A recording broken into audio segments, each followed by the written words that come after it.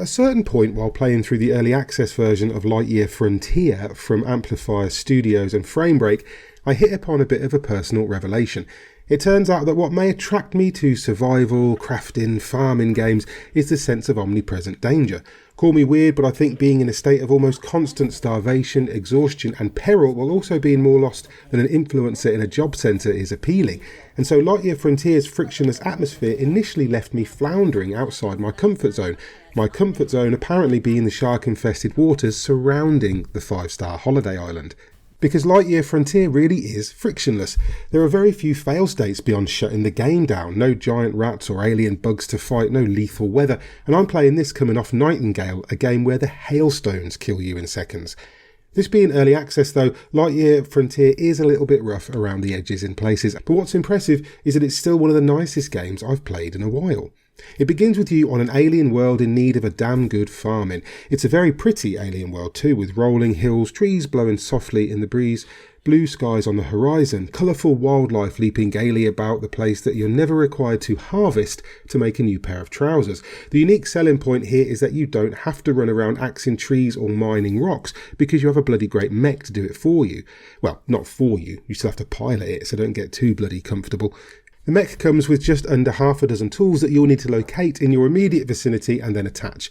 There's a tool for storing water and one for spraying it. There's a saw for breaking trees and rocks. There's a seed shooter, yeah, I know what you're thinking, which literally shoots seeds into mounds of soil. Once you have everything, your first job is to build a shelter, then a seed box, then gather parts for a tent and an oil presser, and so on and so forth. In all honesty, the crafting farming elements are fairly straightforward. Lightyear Frontier doesn't revolutionise much in terms of the mechanics. If you've been keeping up with the frankly insane number of crafting and survival games that have been released over the last few months or so, then very little here is going to take you by surprise. You gather materials to build more stations, storage and equipment, which makes you strong enough to gather rarer materials and upgrade further.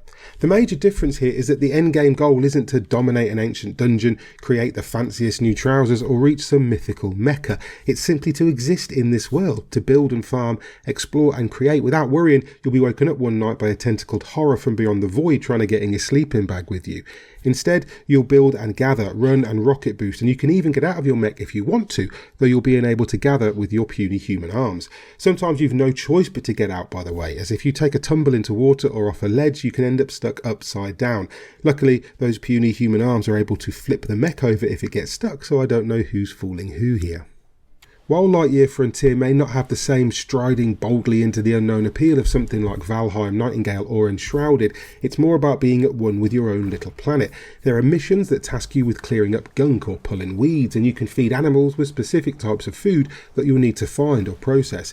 If anything, Lightyear Frontier isn't always super clear on what you need to do next or where you can find certain ingredients, but with huge open areas, dark caves that often contain a hint of sci-fi mystery and dense woodland, there are plenty of places to explore for materials. If you need a hand, you can also invite up to 2 friends to co-op with you and work together to build your farmstead. It speeds up gathering and processing as you can imagine, and it's just a really wholesome experience.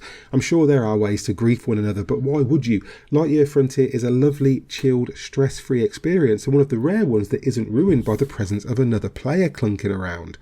There are some cool quality of life features right out of the box too. As in Nightingale, for instance, Lightyear Frontier allows you to lay the ghost of what you're planning to build and fill up the materials as you gather them, making it super easy to plan your next move and stay focused on a project. The build menu and placement feels a little bit clunky with a controller, but these things are usually tweaked throughout the early access period.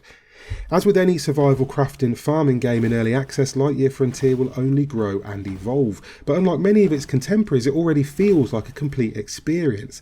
How long it can sustain my interest with so few possibilities of sudden death or unannounced explosions of violent fury when the wildlife is careless enough to wander through my domain remains to be seen, but if you want a relaxing, good-looking, steady little farming sim with a touch of sci-fi and lots of scope to build and grow, Lightyear Frontier's early access offering is well worth checking out.